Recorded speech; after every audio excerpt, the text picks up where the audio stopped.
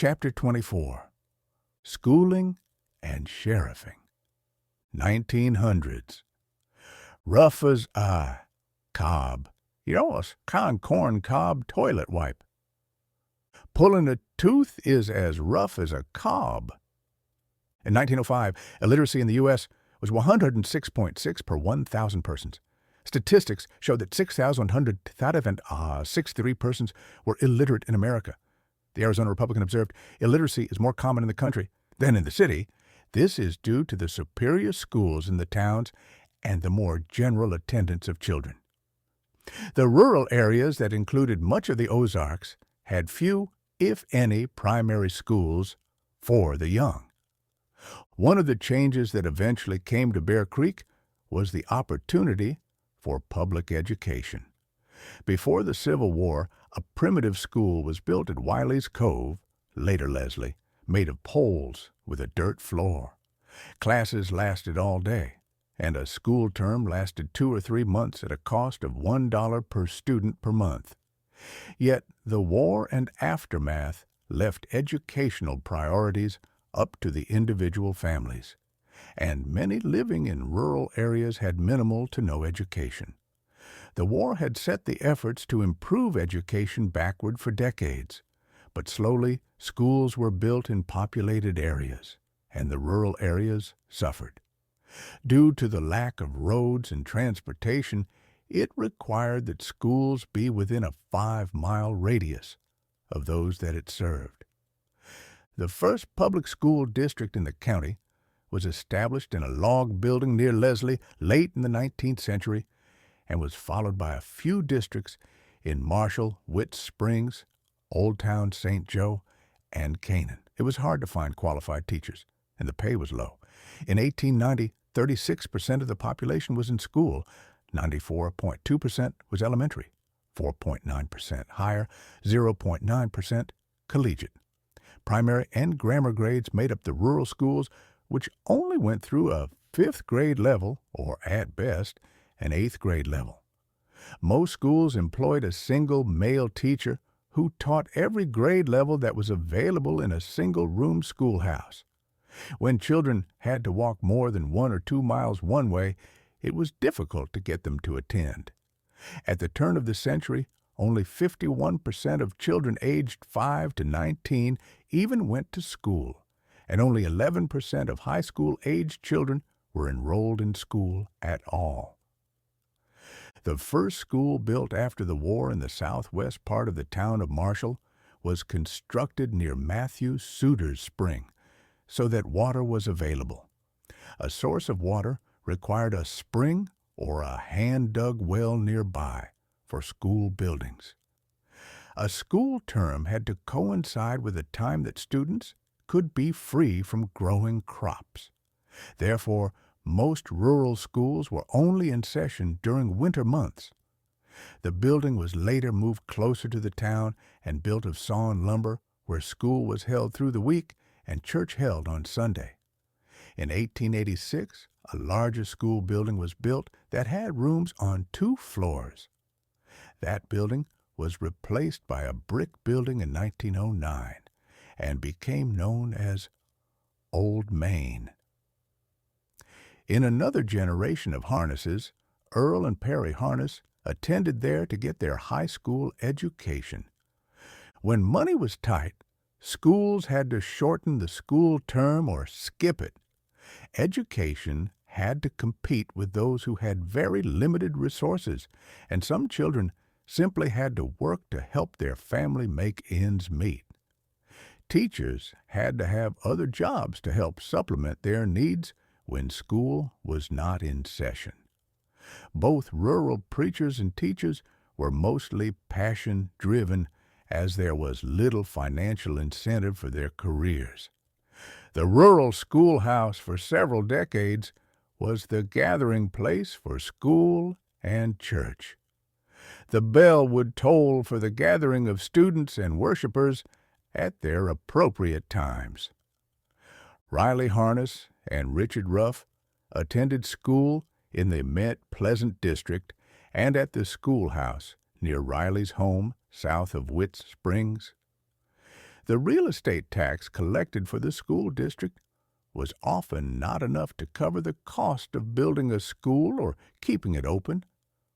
Most communities found volunteers who helped to build the schoolhouse on donated land, and the furniture was then purchased with the available funds.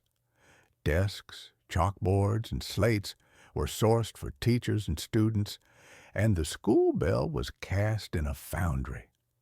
In time, schoolhouses were built, starting at the Harness School and going north down Bear Creek was Happy Hollow School, Bohannon School, Cooper School, and Canaan School. We don't know how well Jenny could read, write, and do math, but she must have had some level of rudimentary knowledge of those things. Whatever she knew, she could impart to her boys, as there were no schools when Mart and Billy grew up. It was common for people to wallpaper the walls of the cabin with old newspaper. Wallpaper glue was made with water and wheat flour, simmered until thick. The walls became textbooks to learn a few words and terms. Each year, a new layer of paper was installed for the next winter, giving them new material to study.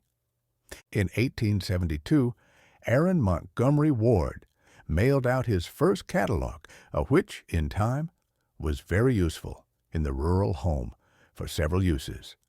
It allowed for interest in reading its ads and seeing the world of manufactured goods.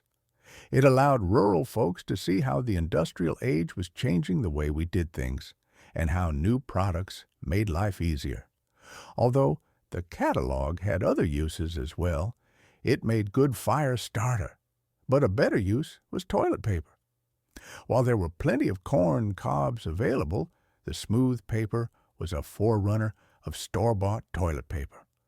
The old saying, "as rough as cob," was a reference to its use in private matters. Although, if the cob was dry and had been freshly shelled of its corn, you might be surprised how practical and comfortable it is. The biggest problem that the mail-order catalogs faced in the late 1800s was that 65% of the U.S. population lived in rural America. The only way to get the catalog to them was with mail delivery. For many living in the Ozark Hills, they had to go to their post office to get their mail or pay someone to deliver it to them. Marshall, which was about 12 miles from Jenny Harness, was probably her closest post office. After the turn of the century, the RFD, Rural Free Delivery, was implemented, and mail delivery eventually came to Bear Creek. In a future generation of harnesses, the mail was brought to a roadside tree where a worn-out horseshoe was nailed for a hook, and a protective leather bag hung for the mailman to receive or insert mail addressed to them. The necessity of law enforcement took priority and tax money ahead of organizing schools. Benjamin Franklin Snow returned home after the Civil War and was selected in 1884 to be the sheriff of Searcy County. In those days, each man was somewhat his own law enforcement. I know of 2 stories that happened on Bear Creek where individuals shot and killed someone, and nothing was ever done about the matter. One was a son-in-law who was shot by the father-in-law over a dispute, and the other was a neighbor who had carelessly allowed his hogs to get in a man's cornfield after a first warning. I do not know the dates of those shootings, but that is how it was before there was law enforcement. Some took the law into their own hands while most ignored what happened, and it never went beyond just being gossip.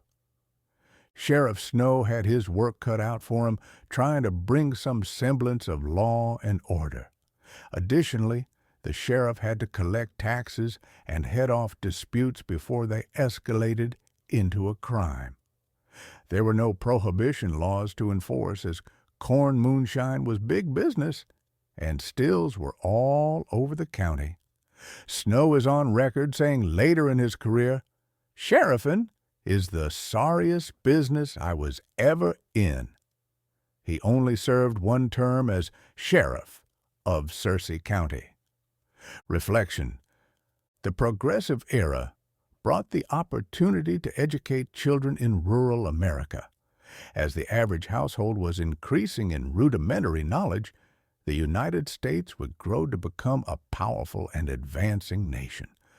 George Washington Carver was born as a slave in the Ozarks and became a great scientist. He said, "Education is the key that unlocks the golden door to freedom.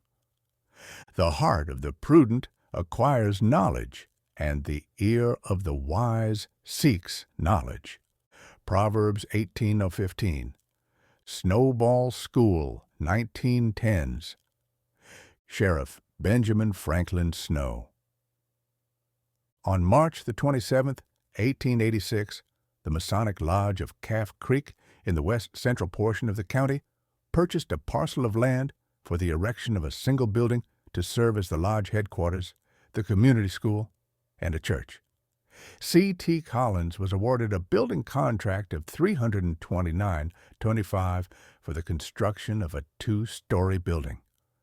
The new building was named Snow Hall in honor of the current county sheriff, Ben F. Snow, and a petition was filed with the U.S. Postal Service to change Calf Creek's name to Snow Hall.